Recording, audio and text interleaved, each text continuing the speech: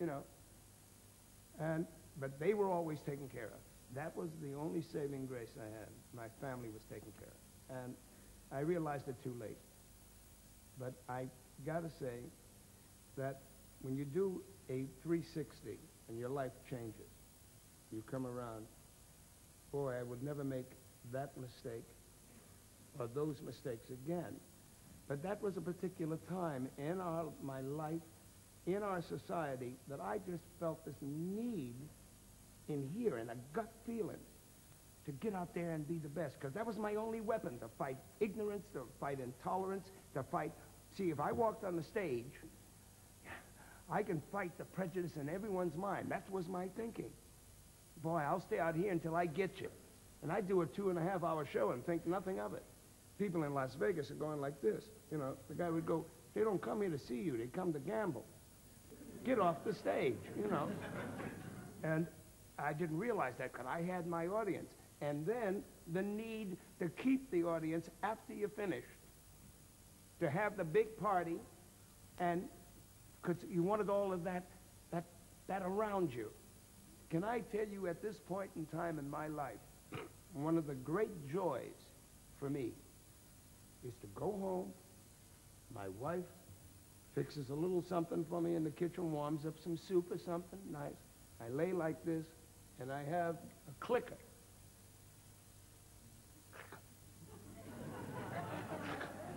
And talk back to the television. Oh, yeah? You're crazy. Click. That, to me now, is, and enjoy it. Enjoy it. Can it be that you've settled down, for goodness sake? Oh, my goodness. Well, how did you ever get that impression? You can't live that lifestyle. You know, you can't live that. And as I said before, you pay for it one way or another. But I'm glad I had stuff, looking back on that Rat Pack that we used to read so much about, was that ever a reality? Did you guys party all the time? Not all the time, but enough. And there was no Rat Pack. It was like a group of guys that loved each other and still love each other, who respected each other, and who had the privilege of combining both things. Meaning, your work is the fun, and one motivates the other. The pictures, the Ocean's 11, Sergeant's 3, Robin and the Seven Hoods came out of the relationship. Yeah. And they became sort of cult favorites now, 20, 30 years later. And I look at it every once in a while, look at the old movies, they'll be on a late night show or something, and you go, yeah, that was fun. And by today's standards, it's nothing.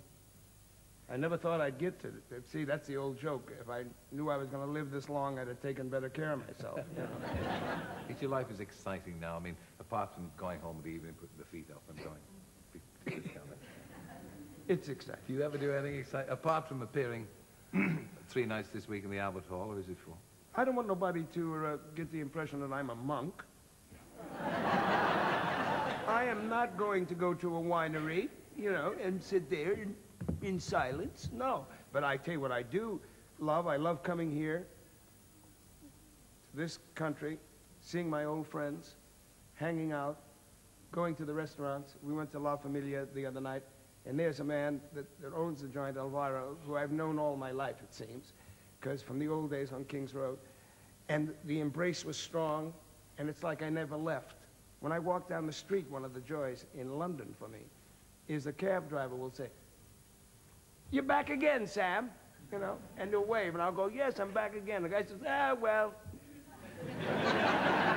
But it's warm, you know, and that's what I get. And that's a good time for me, being with my wife. And I don't see her in the daytime, except on Sunday, because all the shops are closed. But I love taking her around and, again, hanging out with the buddies. But to come back, yeah. I love this city so much. We spent 2 weeks here last year without working. I didn't come to work. I just came to hang out. And this time to come back with Liza, to come back with Frank, 2 people who I adore, who I appreciate as artists and respect as human beings. And to walk on stage when we look at each other and we smile, there's 40 years there. Because Frank and I knew Liza when she was this big.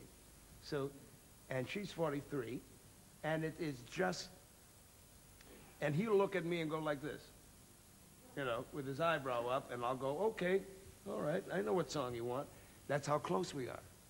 So there's no phony, we've trimmed the fat, you know, and it's out there. I think it's the best of Frank, the best of me, the best of Liza that the people can see, and we go out there and work, and it's joyous.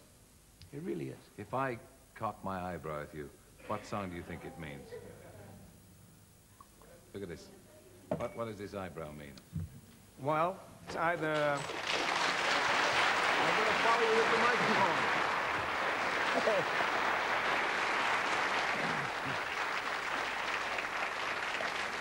Hello. First of all, I would like to say that there was no rehearsal for this, and I'm putting the gentleman in the back in somewhat of a bad bind, but I think we'll be able to manage. They're all good friends. I wasn't prepared for you to come up here. All right, I knew they weren't expecting it. Give me something about here.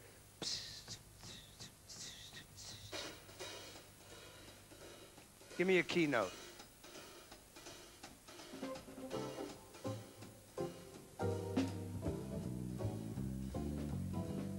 She gets too hungry for dinner at 8.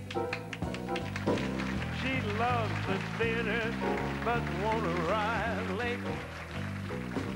She just won't argue with someone she hates.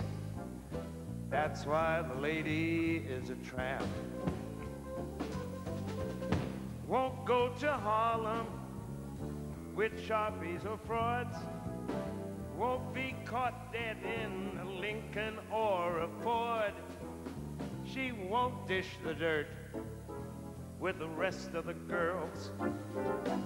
That's why the lady is a tramp. She likes that free, fresh wind in her hair. Her life's without care. She is broke, but it's oak. Hates California, it's so cold and it's damp.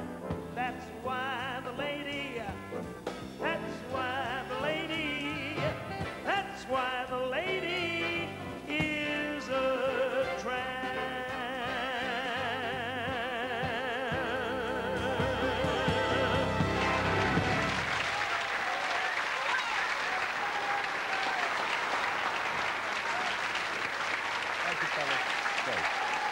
That was really nice. You're a good man. You're a good man. Sammy Davis. Thank you. Well, our thanks to Sammy, and of course, we wish him well for what remains of the tour, and give our regards to Frank and Liza as well. I certainly It was smashing to have you on. Now, on Friday, you might look in. Our guests will include Diana Ross. Oh, wow. And Tom Jones, whoever he is. Yeah. Yeah. Join you at 7, Friday. Bye-bye. Thanks.